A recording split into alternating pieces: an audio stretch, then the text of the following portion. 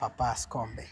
Mambo vipi brother? Kama kawaida mzee. Unawafanya vijana wajisikie wanyonge. Hebu hii imekaaje? Hebu labda uweze kunipa ufafanuzi kidogo. Ni skendo ambazo nazisikia.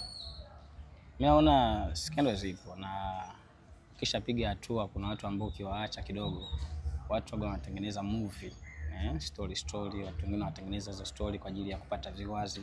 Sababu unajua ukishaenda mjini kuna watu ambao wanakuwa wanakufuatilia sana wa kukaribia. Lakini pia ndio ukitambue unamjua Modeji. Yule ana maadui wengi sana. Na maadui wake ambao anao kwa sababu amefanikiwa. Kwa kupigwa vita ni jambo la kawaida kwa binadamu. Na mimi huwa sijibu, na sio kwamba sisikii, nasikia, lakini naona hayana maana yoyote. Sitaweza kumjibu kila mmoja anayemsikia. Leo nina muda mchache sana wa kukaa na wewe kwa sababu una mambo mengi sana. Yes sir.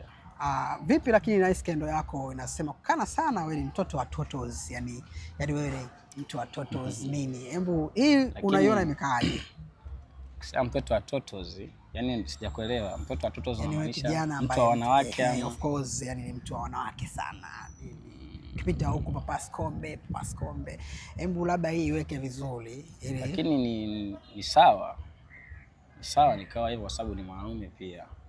Na umesikia, umeambiwa, lakini hujai nishuhudia, si ndio?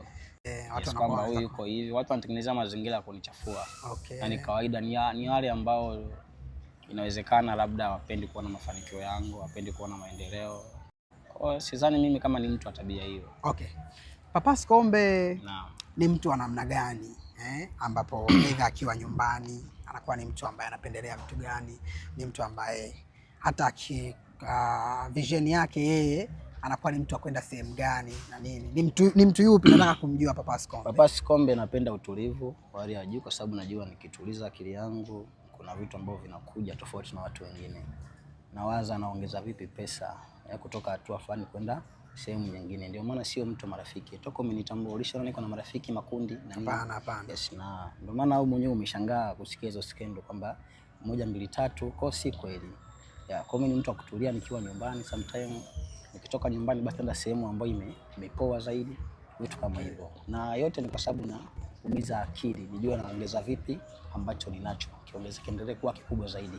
Ndio maana utaona leo nina gari hii, nabadilisha leo na gari hii, muda mwingine magari 2 3, biashara zinaongezeka. Sawa, nilitamani sana nijifunze mengi kupitia wewe siku ya leo, na nilikuwa na maswali mengi sana lakini kutokana na muda ni mchache. Kwa hiyo inakuwa labda nikuulize swali langu la mwisho.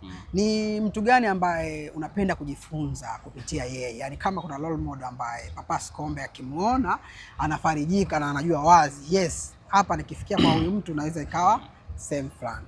Kwa Tanzania au kwa wapi? Kwa Tanzania tu hapa Dar es Salaam.